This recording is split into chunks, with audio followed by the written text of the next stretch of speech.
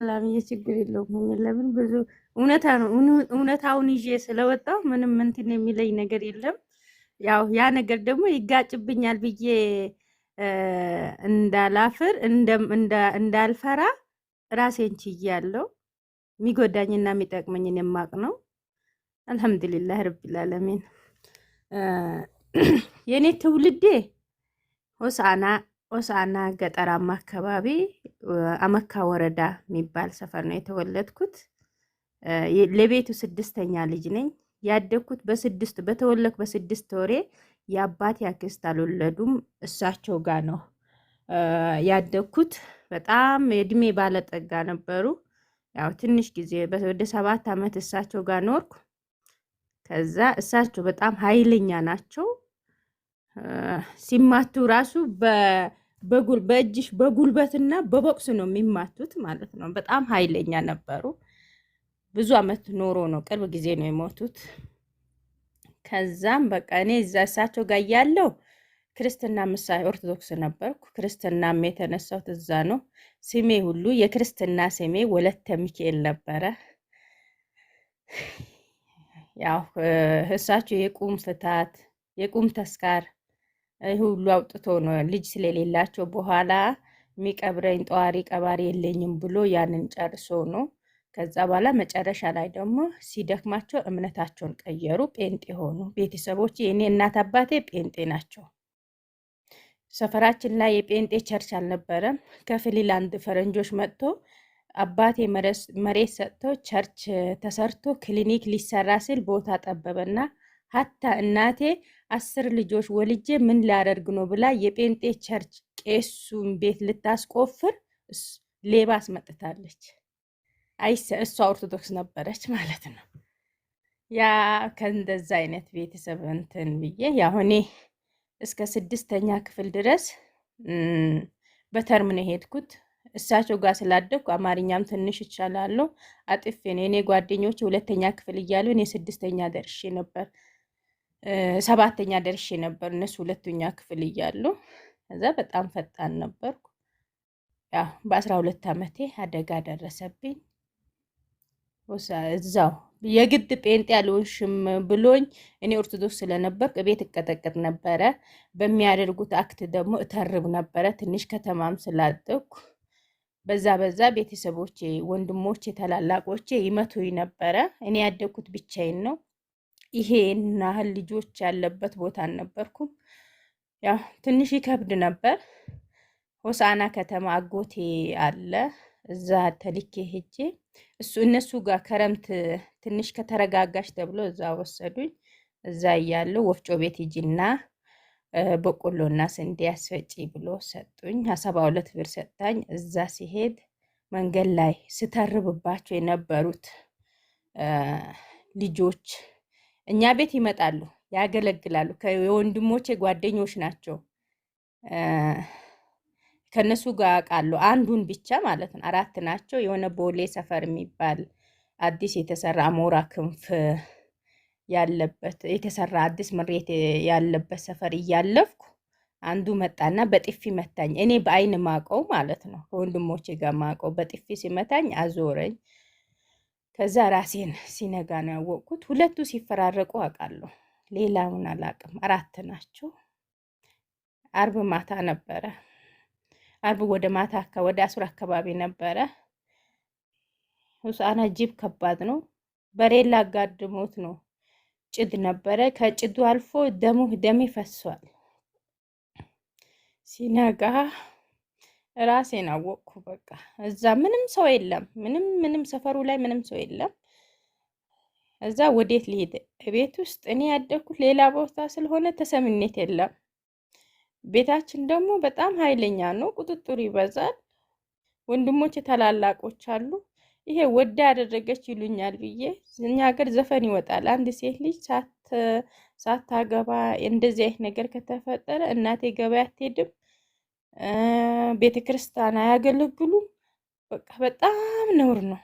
የሆነው ነገር ስላጣው የሆነች አጎቴ ልጅ ጋር ሄድኩ። አስተማሪ ናት። እሷ ጋር ሄጄ ወልዳለች።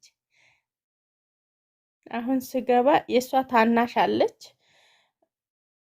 ውሃና ቂጣ ብቻ ብሰጡኝ ብዬ ነው ሄድኩት። ለምን ጁምአ ምሳ የበላሁት ነው። ለካ እነሱ ትልልቅ ስለሆኑ አካሄዴን ያውቃሉ። የእሷ ቤት ደግሞ የባሏ ዘመዶች ሊጠይቋት እየመጡ ነው። ፀሐይ ሂጂ ያለች እንግዳን ይመጣ ነው ሂጂ ያለች። ውሃ ራሱ ሳልጠጣ ታናሽ እህት አዎ ዩቱብ ላይ አለ። ታናሽ እህቷ ባለፈው ሞታለች። ቂጣ ሰርቃ በልብሷ አርጋ አመጣችልኝ።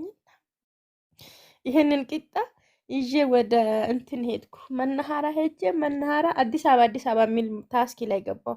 እህቴ እንደ ሞዴስ ጨርቅ አርጋ ስትጠቀም አያለሁ። እኔ ፕሬድ አላየሁም። ምንም ያየሁት ነገር የለም።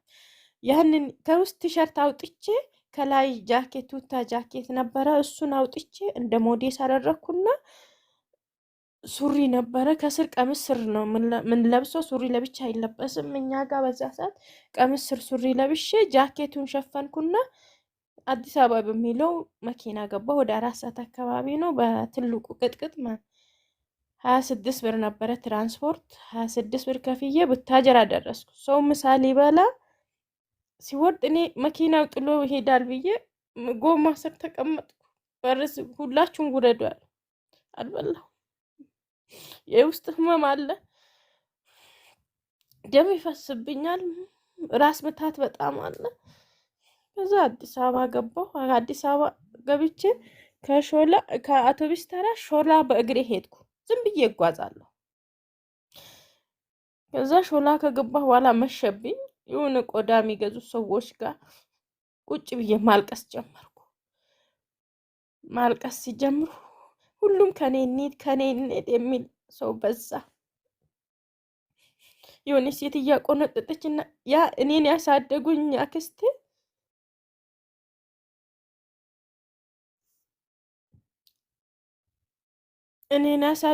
አክስቴ አዲስ አበባ ቀን ቀን ሰው ይሆናሉ፣ ማታ ማታ ደግሞ ጅብ ይሆናሉ ይሉኛል።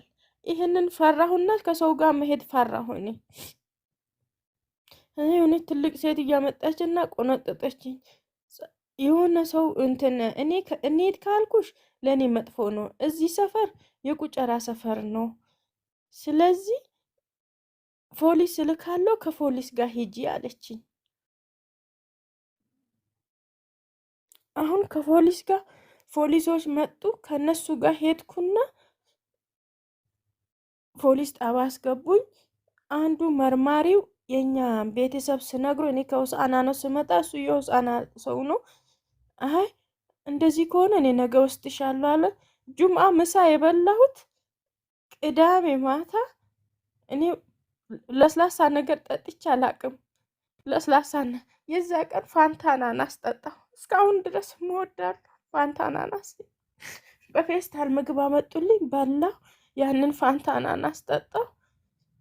እዛ እያለ ሰውዬው እኔን አቅሻለሁ ያለ ሰውዬ ኢሻራ ያነሳል። ሰው ቤት ሌላ ግቢ ሌባ ገብቶ ኢሻራ ሊያነሳ ሲሄድ እስረኞች አይቼ አላቅም። እጅ ለእጅ ተይዞ እሁድ ነው እንትን አለ ግቢ ቤት ሊጠረግ ወጡ። ሰንሰለት ታስሮ እኔም እንደዚህ ልታሰር ነው። አሁንም ከሄድኩ እኛ ቤት ሊመቱኝ ነው ብዬ ከዛ ወጣሁ። ከዛ ፖሊስ ጣቢያ ቀስ ብዬ ወጣሁና ኮቶቤ የሚል ታስኪ ላይ ገባሁ። እዛ ላይ ሲገባ አሁንም ብር አለ። ሰውን እኛ አገር ልጆቹ መንገድ ላይ የሚያገኝ መስሎኝ ነው እኔ እየተንጠራረው እየፈለኩ ማለቅ ሰው ማለት ነው። እኔ ትልቅ ሰውዬ ሼህ ኢብራሂም ይባላሉ። ሙስሊም ናቸው። ከምርጫ ቦርድ ሰርቶ ማታ አዳር ሰርቶ ጠዋት ወደ ቤታቸው እየመጡ ልጄ ምን ሆነሽ ነው አሉኝ። አይ ከወንድሜ ጋር ተጣልቼ መጥቼ ነው።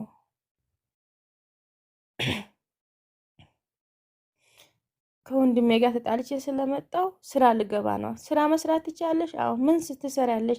ቤት ጠርጋለሁ፣ እቃ አጥባለሁ ብዬ እንትን ስለው አንቺማ ሰው ቤት አላስገባሽም እቤት ወስድሻለሁ ብሎ ቤታቸውን ወሰዱኝ። በቃ እዛ መኖር ጀመርኩ። ጥሩ ቤተሰብ ሆኑ። እንደዛየው ለካ አርግዣለሁ እኔ። ኮቶቤ የምታውቁ ሰዎች ካሉ ከወንደራት ትምህርት ቤት እላይ ኮሶ ሜዳ ድረስ 25 ሊትር ውሃ ለ50 ሳንቲም ተሸክሜ ሄድ ነበር። እሁድ ልወልድ ሐሙስ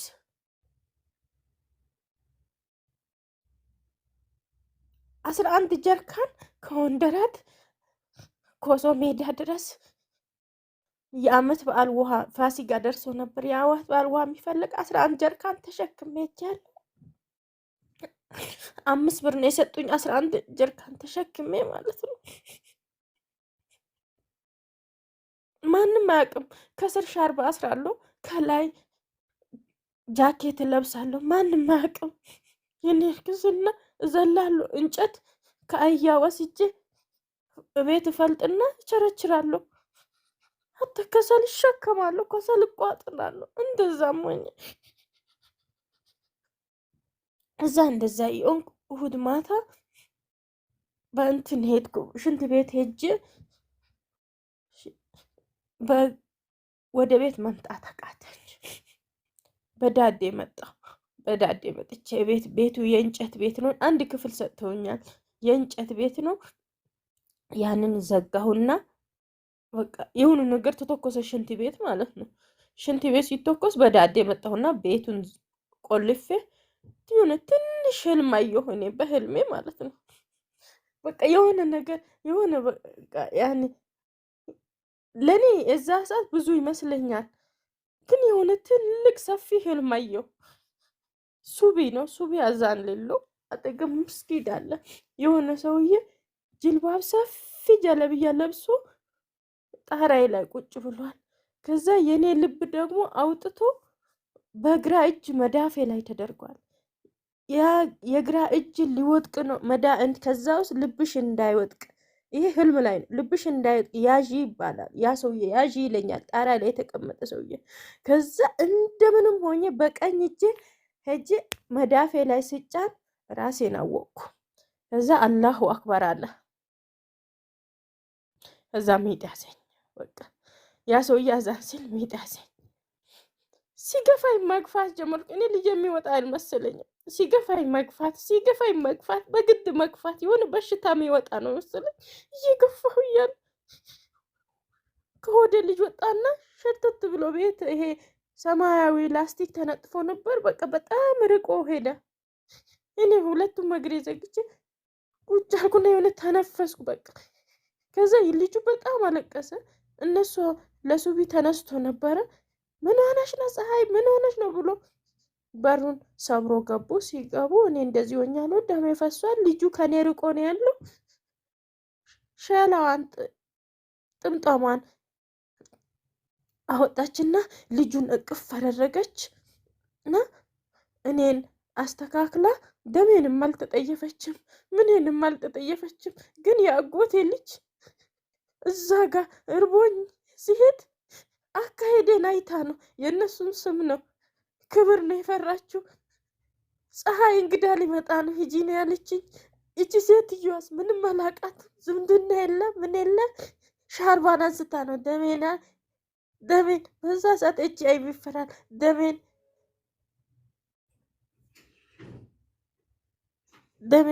የሰበሰበችው።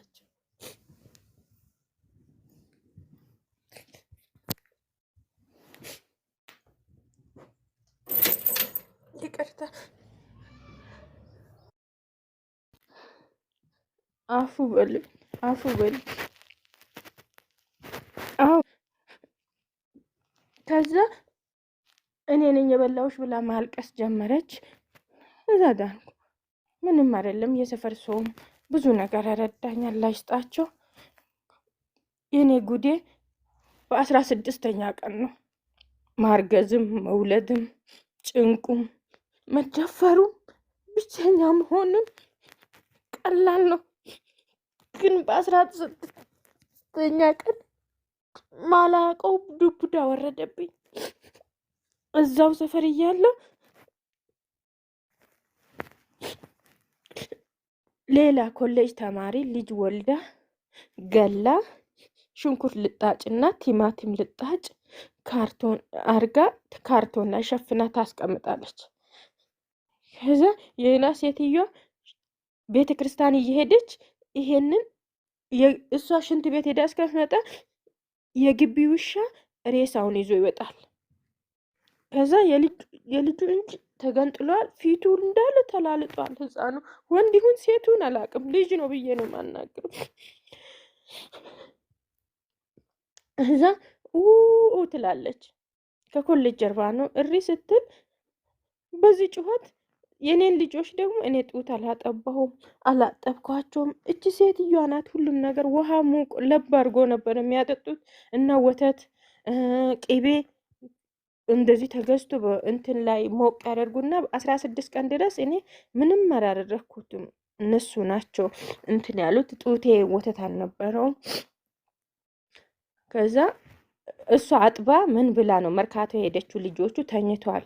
በጩኸቱ ቀድሜ እኔ ደረስኩ። አሁን ያኝ ሴትዮዋ እሪ ሲሉ የልጁን ሬሳ አይቶ ማለት ነው። እዛ ከደረስኩ በኋላ እኔ ደነዘዝኩ። አንድ የራሴ ብሶት አለ፣ ሁለት የልጁ ሀዘኔት አለ።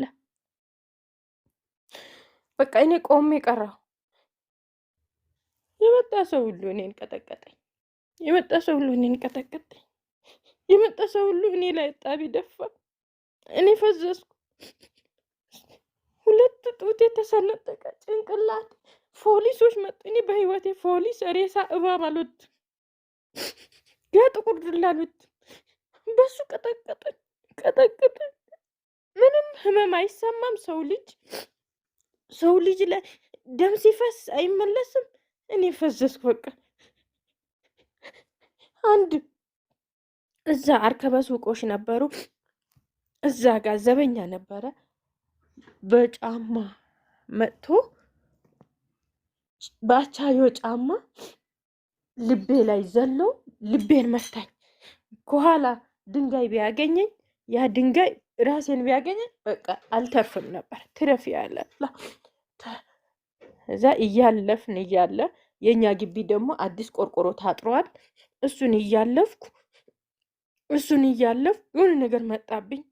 እነሱ ፊቴ ሁሉ ደም ነው። የአሁኑ ሬሳ ደግሞ በፌስታል ሰብስቦ አሳቅፎኛል። አቅፌያለሁ። እጄን በካቴና ታስሬያለሁ።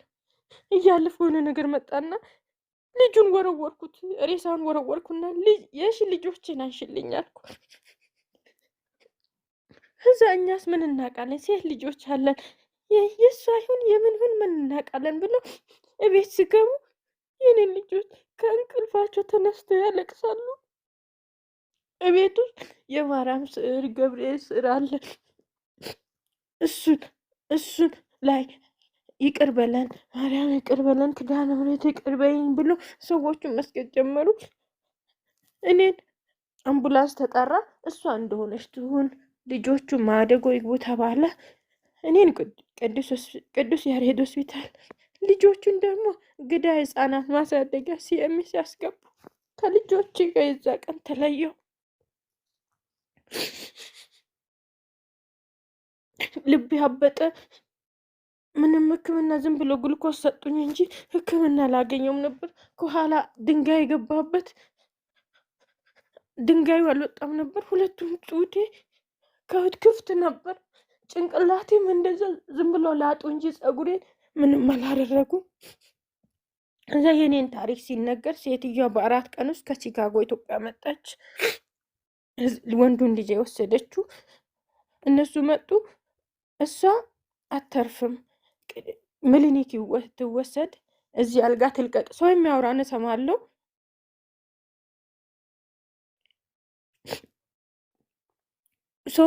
እሰማለሁ። ግን እኔ መናገር አልችልም፣ ልቤ ስለተመታ። እዛ ፈረንጆች እኔን ምሊኒክ ሊወስዱ አምቡላንስ መጣ። እነሱ ደግሞ ከቦሌ መገናኛ መጡ። እዛ ወዲያው በዛ አምቡላንስ ቦሌ ወሰዱ። ልቤ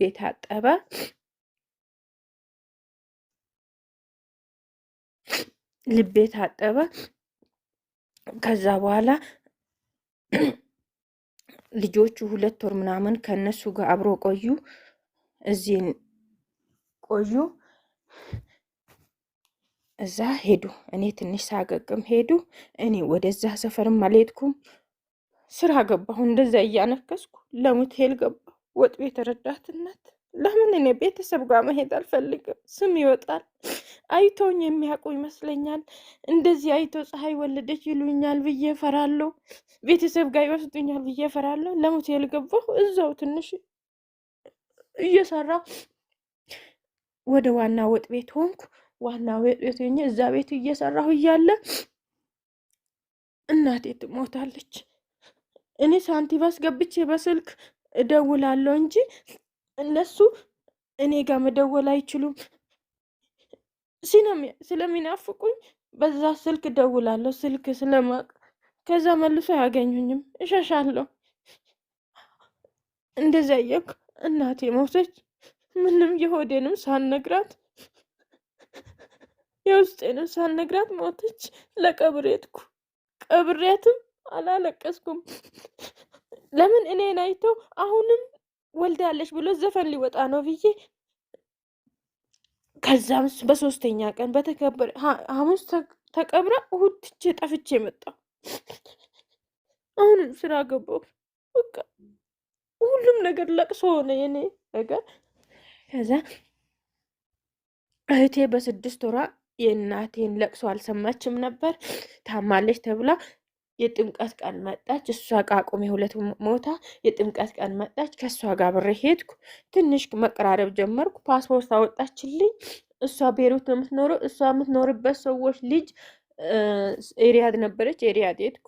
ኤሪያድ አመት እንደቆየን ወደ ቤሩት ሄድን። ቤሩት 3 ወር እንደቆዩ ኮብራ እባብ ተፋብኝ።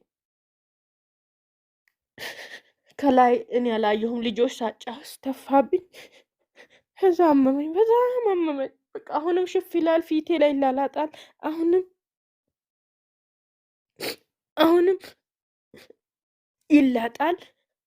እዛ አልቻልኩም፣ ተቃጠል ትቼ ኢትዮጵያ መጣሁ። አሁንም ከበደኝ።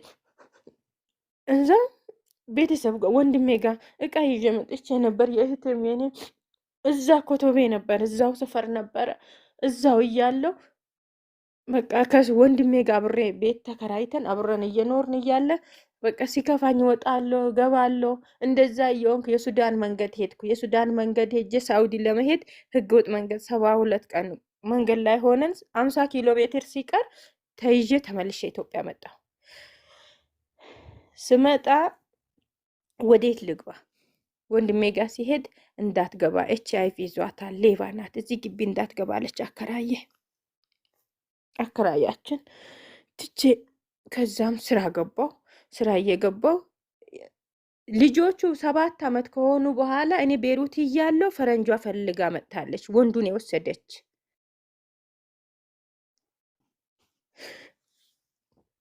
እኔ ቤተሰቦቼን አግኝታለች። ተመልሳ ሄደች። መውለድ አትችልም ነበር። የኔን ልጅ በወሰደች በአመቱ ወልዳለች። ወንዱን የወሰደች ማለት ነው። በስልክ አገናኝተውኛል። ከዛ እዚህ መጣሁ። ከቤሩት ተመልሼ ከሱዳንም ተመልሼ መጥቼ እዚህ እያለሁ አሁንም መስተንግዶ ገባሁ። ለምንድን ነው? ሰው ጋር ላለመጠጋት። ከወንድሜ መራቅኩ። HIV ይዟታል፣ ሌባ ናት፣ እንዳትገባለች። እቃዬን ራሱ ልብሴን ራሱ ሳልወስድ ነው ከዛ ቤት ትቼ የወጣሁት።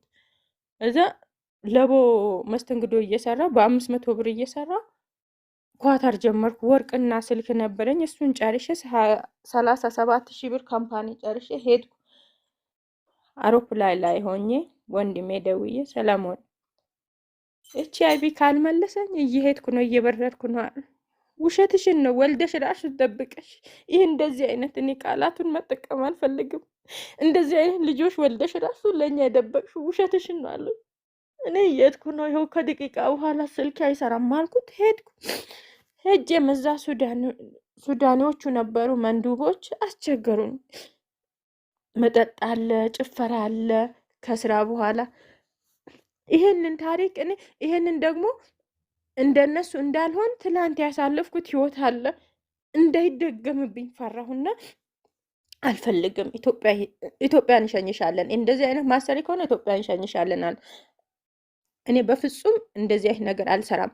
ቲኬት ሊቆርጡ ሲሄዱ ሜዘር የሚባል ኳታር ላይ ሜዘር የሚባል ቦታ ላይ መንገድ ላይ ቁጭ ብዬ ማልቀስ ጀመርኩና አይ ፈራ ሰውዬ ለኃላፊው ለካፊሉ ትነግራለች ብሎ ፈራና መለሰ። ሰው ቤት አስገባ። 2 ወር ሰርቼ 1200 ሪያል ነበረ ደሞዜ። የአንድ ወሩን አንድ ልጅቷ ነበረች ከሰው ጋር አስተዋወቀችኝ። እንደዚህ አይነት ሰው አለ ብላኝ 1200 ሪያል ከፍዬ ጠፋሁ። ከዛ ካምፓኒ ጠፍቼ ይሄ የፈታሁት ባሌን እሱ ነው ያስጠፋኝ። እሱ ቤት እየኖርኩ ጠየቀኝ። እንደዚህ አይነት እዛ ጋር ሆነሽ ያኔ አሁን እኔም አደግኩ ራሴ ምንትና የራስ ሰው ያስፈልጋል። የታክሲ ሹፌር ያስጠፍቶ ሲሰራ ይሄ ያስፈልጋል። የታክሲ ሹፌር ስራ የማያስገባ ብር የሚልክ ቤት የሚከራይ ሰው ያስፈልጋል። እሺ አልኩ እና እምነትሽስ አለኝ። እኔም በሃይማኖቴ እሱ እምነትስ አልኩት። እኔም በሃይማኖቴ አንቺም በሃይማኖትሽ አለኝ። እዚህ ጋር ደግሞ እኔ ያኛውንም በየትኛውም እምነት ቋሚ ሆኜ አልኖርኩበትም። እኔ ምንድነው አጎቴ ልጅ እንግዲህ ይመጣል ሂጂ አለችኝ። እቺ ባዳ ደግሞ ሻርባን አንስታ እኔ እንደሜን እንትናል ጠረገች። ይሄም አለ። እኔ ማን ነው የሚያገፋፋኝ ሙስሊም ሁኚ የሚለኝ? በቃ ይሄ ነው የምጠብቀው። እኔ 2 አመት ከልጁ ጋር ከተገናኘን በኋላ 2 አመት ረመዳን ጾም ያለው ሳልሰልም ማለት ነው። እንደዛ እያልኩ ኡስታዝ ያሲን ኑሩ ከእስር ቤት ተፈቶ አሜሪካ ሄዶ ወደ ኳተር በዛ ሄደ ቀን የዛ ቀን ሰለምኩ። አልሐምዱሊላህ ረቢል ዓለሚን እስልምናዬን ይዤ እየኖርኩ ልጁንም አገባው። ንካሰረ መጣ። በቃ በስነ ስርዓት እየኖርኩ እሱ መመላለስ ጀመረ ኢትዮጵያ። እንደዚያ እየኖር ያኔ ጸባዩ እየተቀያየረ መጣ። እኔም ቤት ውስጥ ነው በስልክ ነው የምሰራ። በዛ ሰዓት እኔ ማዳሞቹ ስለሚወዱኝ እንደ አንቺ አይነት ሰው አምጪ ይሉኛል። ወስድ ነበር፣ መንገዱ ክፍት ነበር በዛ ሰዓት። በቃ እንደዚያ ይሄ ስራ ይሻላል ሰው ቤት ገብተሽ አትስሪ ብሎኝ ቤት ውስጥ ሆንኩ። እዛ የሆነ ልጅቷ ይወዳታል ቤት ውስጥ ማለት ነው። እኔ ምንም ቋንቋ አላቅም፣ እነሱ የሚያወሩትን ቋንቋ አላቅም። እያወሩ አብረን ምግብ እየበላን እኔን ያሙኛል። እኔ አላቅም። ጁምአ መስጊድ ይሄዳለሁ፣ ፋናር መስጊድ ቁርአኔን እቀራለሁ፣ ሀዲስ ሰምቼ ትቼ እመጣለሁ። ይሄም እዛ አይደለም ሄደችው ብላ ትነግሯለች። በኋላ ነው የሚገባኝ። እዛ ኢትዮጵያ መጥቶ የሆነች ልጅቷ ወስጄ ለሱ ሰርፕራይዝ ለማድረግ ብር ልቀበል በንጋሊ ታስኪ ጠርቼ በር ላይ ወጥቼ ታስኪ ይዤ ሄድኩ። ሲሄድ አበሻ ጠርታ ሄደች። ከአበሻ ጋር ሄደች ብላ ለሱ ትደውላለች። እሱ ኢትዮጵያ ነበረ። እዛ ቤት አበሻ ደውለሽ አይደል ሄድሽው? በአበሻ ታስኪ አይደል ሄድሽው? የት ነው ሄድሽው ያለኝ።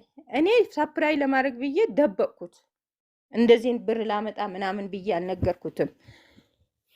እዛ ይተዋል ብዬ ዝም አልኩት። እዛ መጣ። እዛ ቤት አይንሽን እንዳላይ ያለኝ። ምን አደረግኩ አልኩት። አይንሽን እንዳላይ ያለኝ። እዛ ይተዋል ብዬ ተውኩት። አመጣ በኋላ በቃ ማክረር ጀመረ፣ መስደብ። በቃ አንቺ እንደዚህ አይነት ልጆች ወለሹ በቃ ማይለኝ ነገር የለም። እኔ ግን መጀመሪያ እኔ እንደዚህ አይነት ልጆች አለኝ ወድጄ አይደለም ያደረኩት። እኔ አልደብቅም። እነዚህ ልጆች ሀታ እኔ ብሞት ልጅ አባቴ ብሎ ቢመጡ አገር እንፈልጋለን ብሎ ቢመጡ ተቀብለ ቤተሰብ ጋር ታገናኛለ። አደራ ነው። እኔ ወድጄ ያመጣሁት አይደለም ብዬ ነገር ያለው ግን እሱ ስድብ አደረገ። እንደዚህ አይነት ልጆች አለሽ በቃ ሁሌን አትበለኝ፣ እኔ ናፍቆት አለኝ አትበለኝ ይሄንን ብዬ ለምናለሁ። አሁንም ይሄ ነው የሚሰድበኝ። ከዛ እምቢ አለኝ። ቤትም ተከራይልኝ ስለው እምቢ አለኝ። መስጊድ ማቃቸው ጓደኞቼ ቤት ተከራዩልኝ።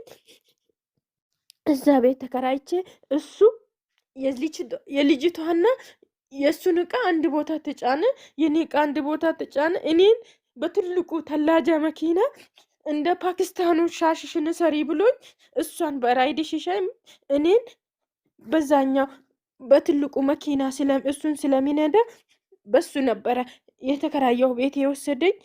ጠዋት ምግብ እንትን ምፈልገው ነገር ያመጣል። እሱም ምግብ ሰርቼ ሐሙስና ጅምዓ ብቻ ነው ምግብ ማልሰራለት መጥቶ ይወስዳል። እንደዛ እያለ እኔም አመመኝ። እንደዛ እየሆንኩ አንድ ልጅቷ ለቤት ክራይ ብላ እኔ ጋር መጣች። ወርቅ ሰርቃ ነው የመጣችው። እኔ አላቅም። እኔ በጣም ግልጽ ነኝ። ለሰው አዝናለሁ። እኔ ሳልበላ ሰው አበላለሁ። እኔ አልሐምዱሊላህ ረቢል ዓለሚን። ይሄ የአላህ ተስጦ ነው። ከዛ ያቺ ልጅ ቤት አምጥቼ ቅዳሜ መጥታ እስከ ጁምአ ድረስ እኔ ጋር ነበረች። ሲአይዲዎች በሱ ስልክ ነበረ ልጅቷ ወንድሞች ጋር ስደዋወል ነበረ። እሱ ተያዘና እቤት ድረስ አመጣ። ውጪ ያላለኝም፣ ተጠንቅቄ ያላለኝም፣ እቃሽን ሰብስቢ ያላለኝም፣ ሪከርዱን ካላደረገኝም ሲአይዲዎቹን ይዞ ቀጥ ብሎ ቤት መጣ። ልጅቷ ከኔ ጋር ናት። እኔ አይዲ እንደሌለኝ ያውቃል። ኢትዮጵያ ብገባ እኔን በእምነት በኩል እኔን ጠልተውኛል። ቤተሰቦች፣ እህቶች፣ ወንድሞች ደቡብ አፍሪካ አሉ፣ አያናግሩኝም። በአንቺ የተነሳ ነው እንደዚህ ሆነ ነው የምንለው፣ ስማችን ጠፋ ነው የምንለው። እዛ እንደዛ እያሉ እኔ ተያዝኩ። እሱን ታውቂዋለሽ ወይ ሲሉኝ እኔ አላውቀውም። የእሱ ምስት እዚህ ቤት ነበረች። ስለዚህ በእሷ ስልክ ነው የምጠቀመው ብዬ ለምን እንደማልመለስ አውቃለሁ። ይሄ ሁሉ በደል ሰርቶኝ እሱን አተረፍኩትና እኔ እስር ቤት ገባሁ። 5 ቀን በረዶ ላይ እንዳምን ብዬ በረዶ ቤት አሰሩኝ። በ6ኛ ቀን ከዛ ወጣሁ። ከበረዶ ቤት ወጣሁ፣ ነፃ ወጣሁ። 13 ቀን ተያስሬ እኔ ወደ ኢትዮጵያ ገባሁ። ልገባ ነው ብዬ ደወልኩለት።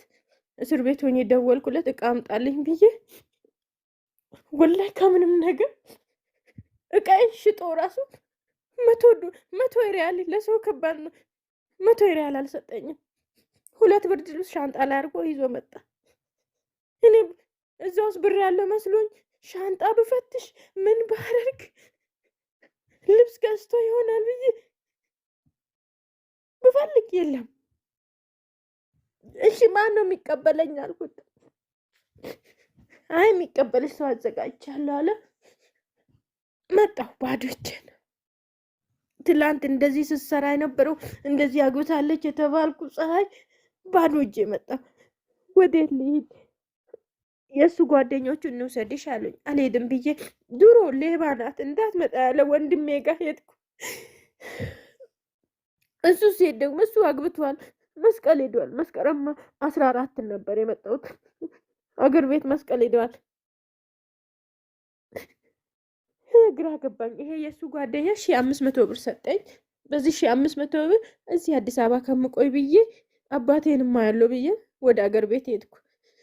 800 ብር ተሳፍሬ ሲሄድ እዛ ሁሉም ማለት ነው ታምቡር ጆሮ ላይ ይጮሃል። ፀሐይ ምን ይዛ መጣች? ፀሐይ ምን ይዛ መጣች? በቃ ፀሐይ ምን ይዛ መጣች? ይሄ ነው የሚለው። እዛ ከዛም እህቴ ጋር ሄድኩ። እህቴ ጋር ሲሄድም ታላቅ እህቴ ጋር እዛም ደውሎ ፀሐይ አንቺ ጋር ናት፣ ምንድን ነው የምትለው? እንደዚህ አይ ሰው አግብታ ሌላ እምነት አግብታ እነሱ ጨካኝ ናችሁ። ይሄ ነው የሚሉኝ። በቃ ይሄ አልፈለኩም። እኔ ትቼ መጣሁ። አዲስ አበባ ሆሳዕና ደርሼ ከገጠር ሆሳዕና ደርሼ እንዲህ እየተባልኩ ነው። ለሰላትም አልተመቸኝም። ሰዎቹ እንደዚህ እያሉኝ ነው። ምን ልሁን አልኩት። እዛ አዘነኝና ቤት ተከራይ ብሎ 10,000 ብር ላከልኝ። 10,000 ብር ሲልክ በ1200 ብር ቃሊቲ ገብርኤል ጀርባ ቤት 3 ወር እንደቆየሁ መጣ እሱ። እዛ እቃ ልኬ ነበረ። እዛ ድለላ ስሰራ ቆንጆ ጥሩ እቃ ልኬ ያለው የእሱ ቤተሰብ ነው የተቀበለ። እቃይንም ሄጄ አላየሁም። እዛ ሰፈር ተከራየ ጓደኞች ያሉበት ብሎ እነሱ አመጡኝ። ቤት ተከራየ።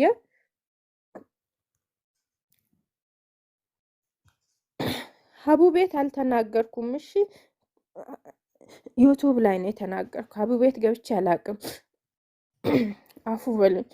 ከዛ ያንን እዛ ወደዚህ መጣን። ከዛች ልጅቷ ጋር ከአተር እያለ ሲያወራ የነበረው ልጅ ጋር በዛ ሰዓት አየሁ።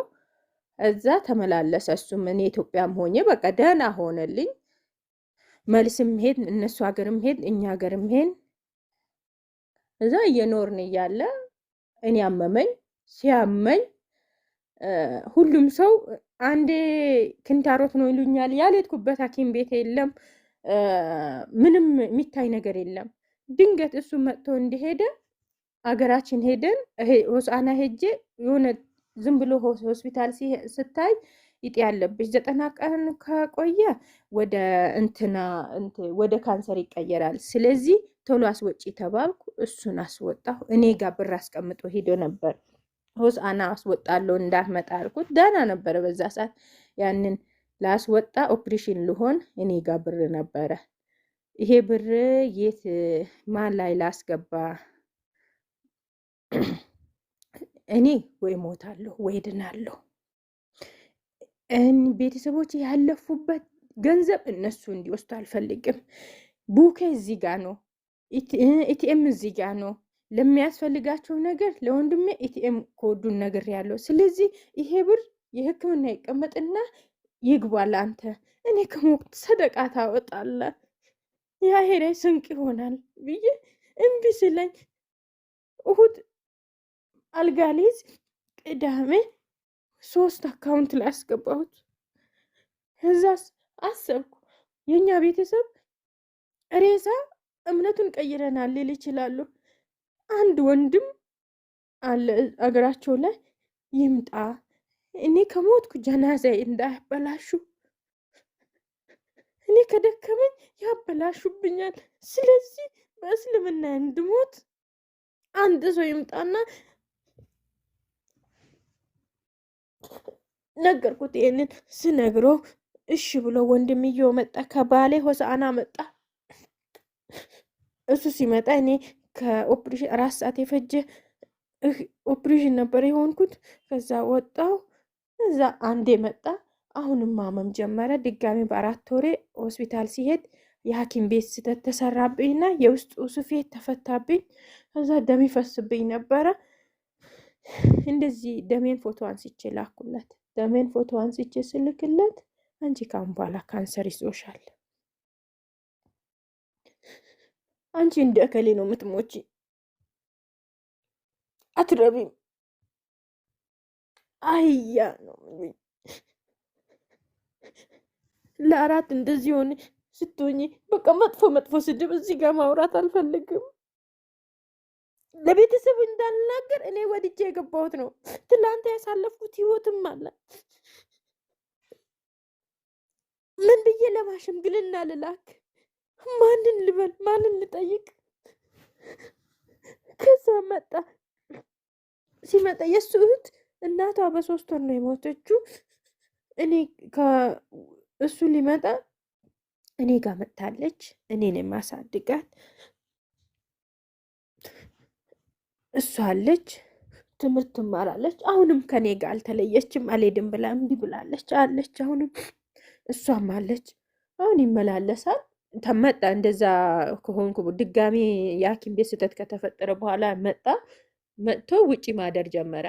ውጪ ማደር ምንድን ነው የምሰራ? አዳማ ስንዴ ቤት ከፍቼ መጋዜን አለ እዛ ይጥም እና እኔም ሄጄ ልዮ ለምንድን ነው የምታያለኝ? ከዛ በኋላ ሊሄድ አካባቢ ሮመዳን ደርሷል። ሸሚዝ ተኩሽ ያለ ተኩስ ጫማ ጠረኩ። እኔ አላቅም። እሺ መቼ ነው የምትመጣ? እኔ አብሬ ልሂድ አልኩት። የዱርዬ ሰርግ አትሄጂም አለኝ። እሺ ወይ ይሄኔ እኮ የራስም ሰርግ ሊሆን ይችላል አልኩት። አረ ምንድን ነው እንደዛ የምታወሪ ብሎ ተቆጣ። ብር የለኝም። አሁንም ያለኝን ለሱ ጨርሼ አስገብቻለሁ። ሕክምና ላይ ጨርሻለሁ። የሱ እህት አለች፣ ትምህርት ቤት አላት፣ ምሳቃ አላት። ምንም ሳይሰጠኝ ሲሄድ ማለት ነው። ብር የለኝም አልኩት። ዘይት አልቋል፣ ብር የለኝም ስለ 200 ብር ሰጠኝ። 200 ብር ምን ያደርጋል አልኩት። እዛም ብሎ ሄደ ሻንጣውን ተሸክሞ። መች ነው የምትመጣሽ ያልኩት። አይ ማክሰኞ ምናምን እመጣለሁ፣ በዛው እኛ ሀገር ሊሄድ ነው አለ። እሱ ጫጉላ ቤቱን እስከሚጨርስ ነው እንደዛ የሚለኝ ማለት ነው። እኔ አላቅም። ስልኩን የኔን ስም ማን ብሎ ሴቭ ያደርግ ጥሩ ነው?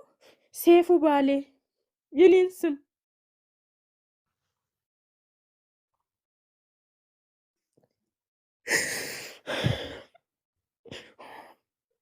አሁን 200 ብር ሰጥቶኝ ሄደ።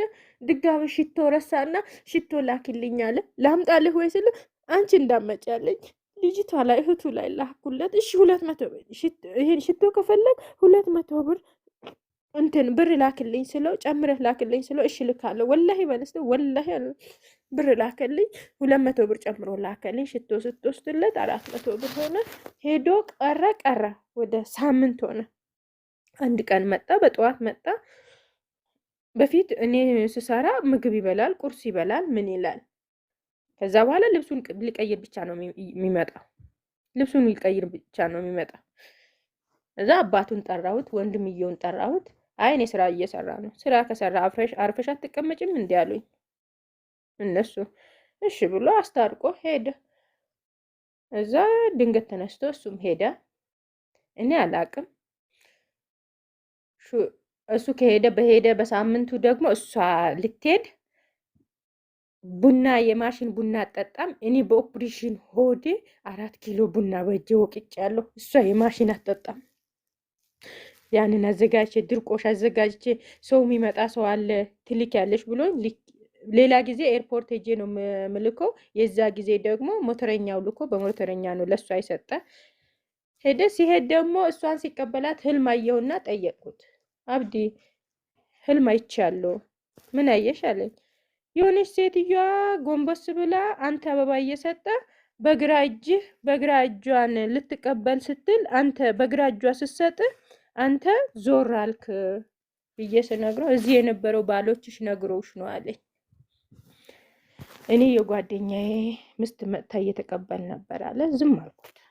በቃ ሁሌ ጎማ ይብላኝ ስለሚለኝ እኔ ደግሞ ሰው ባጣው ከዚህ በፊት ያላየሁትን ነገር ያልቀረብኩትን ሰው እሱ ነው የቀረብኩት። እኔ ያኔ ጎማ ይብላኝ ሲለኝ እውነትም የሚበላ ነው የሚመስለኝ እና ከሱ ከወጣሁም ደግሞ ይህንን እምነቴ ትዳር ስላለው ተከበረ። ትዳር ከወጣሁ ደግሞ ላይከበርልኝ ነው አውቃለሁ። ቢሄድ በግድ ይዞኝ አስሮኝ እምነቴ እንደሚቀይሩ አውቃለሁ። ምንም ቢከፋኝም እምነቴን አስከብራለሁ ብዬ ነበረ ምኖሩ። ወጣ ነው ሀታ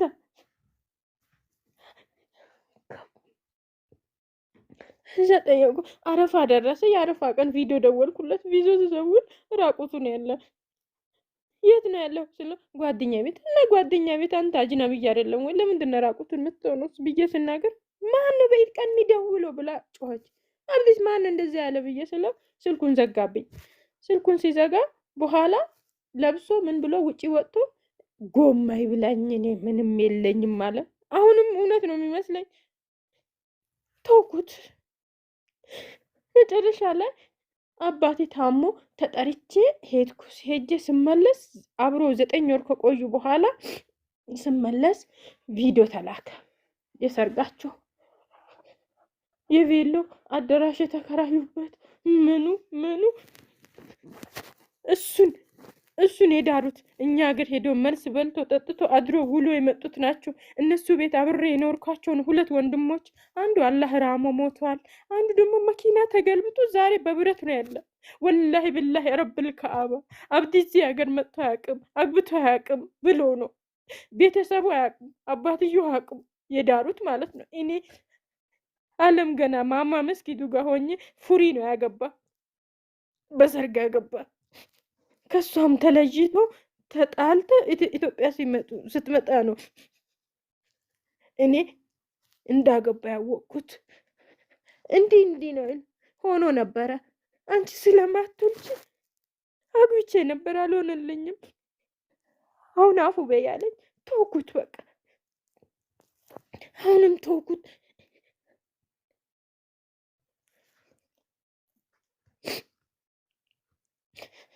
ተውኩት። ከዛ ህመሙ ሲበዛብኝ ንካሽን አውርጃለሁ አለ። ለምን አመመኝ እኮ አልኩት። ንካሽን አውርጃለሁ። እሺ ሀቄን ስጠኝ። 9 ዓመት ድንጋይ ቀልቤያለሁ አለ። እኔ ድንጋይ ነኝ አልኩት። አዎ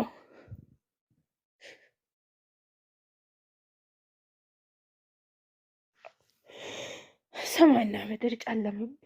ልገባበት አጣሁ። በሆነ 5 ሳንቲም እጄ ላይ የለኝም።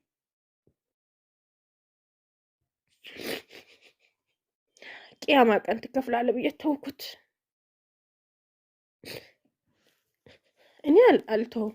አንተ ሄደ እኔ አንተ መጣ አንተ ሄድክ፣ እምነቴ ነው ከፈለሽ እሺ እምነቴን ምን ላድርገው አልኩት።